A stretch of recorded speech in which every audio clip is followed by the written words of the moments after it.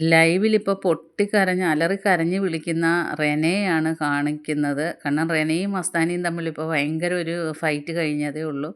കാരണം ആദ്യം ആര്യനും അനുമോളും ഒക്കെ തമ്മിൽ ഒരു ഫൈറ്റ് നടന്നതിൽ അവർ കൂടുതലും പറഞ്ഞത് ഈ പുതപ്പിൻ്റെ അടിയിൽ ജെസ്സിലും ആര്യനും തമ്മിലുള്ള ആ ഒരു കാര്യങ്ങളും പിന്നെ രാത്രി മസാജ് ചെയ്യുന്നതും അതൊക്കെയാണ് പറഞ്ഞത്. അപ്പോൾ ഇവരുടെ സെറ്റാണല്ലോ റെന ഫാത്തിമ.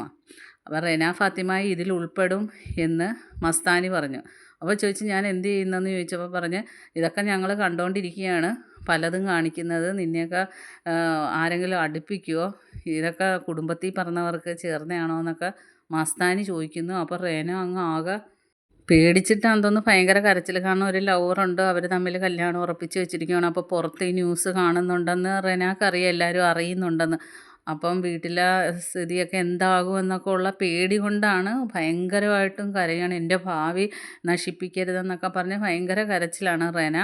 കാരണം റെന ഈ ജെസ്സിൻ്റെ കാല് തടകുന്നതല്ലാതെ ആര്യനുമായിട്ടൊരു മോശമായ ഒരു രീതിയിലും ഒന്നും ഉണ്ടായിട്ടില്ല. ഈ ജെസ്സിൻ്റെ കൂടെയുള്ള ഇതേ ഉള്ളൂ. അപ്പോൾ ആര്യനും അവിടെ ഉണ്ടാവുമല്ലോ, അങ്ങനെയുള്ളു.